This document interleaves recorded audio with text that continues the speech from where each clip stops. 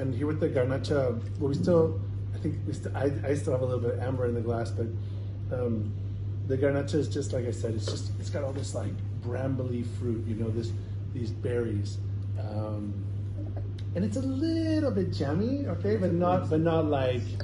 It's not like a jam, yeah, just a little bit of like jamminess. Yeah, it's different. Yeah. So it's not like overripe fruit. It's just got this nice sort of juicy characteristic to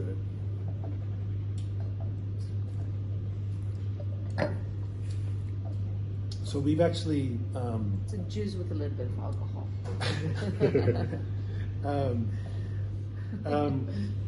But what is interesting about this wine, so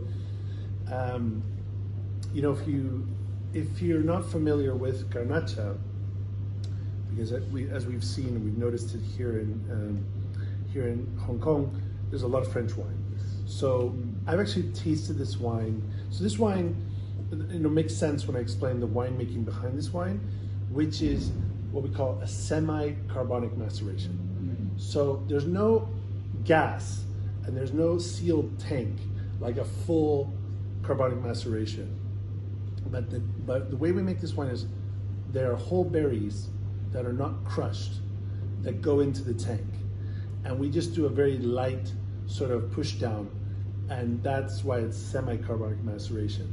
So the grapes don't actually like break the skin until the weight of all the grapes finally is breaking the grapes at the bottom of the tank, and then they all sort of decompose or break apart as we lightly push down.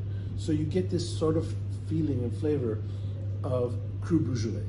So Morgon, Fleury, Moulin-à-Vent, and that's very much the way of this wine. Now, obviously there are two different grapes, so that's Gamay, this is Garnacha, but I've placed this wine side by side in blind tasting with Cru Beaujolais, and it's very much similar profiles. So if you've drunk any of those crus or those wines and you've enjoyed them, you're definitely gonna love our Garnacha. And for me, this is like perfect with like charcuterie. So, you know, like jamon iberico and some type of, you know, like sausage or salami or these things. It goes really well with that. Nice cheddar. Cured meats. And of course cheese. I mean, you know, Comté, cured cheddar, mature cheddar, things like this. Manchego, now that we're talking about paella, manchego, so, you know, things like that.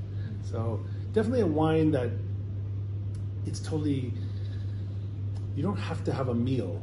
This could be a wine that you could just, you know, get together with some friends, pull out a little bit of snacks, some crackers, some nuts, and have a glass of wine and talk together, you know, meet up and have a glass.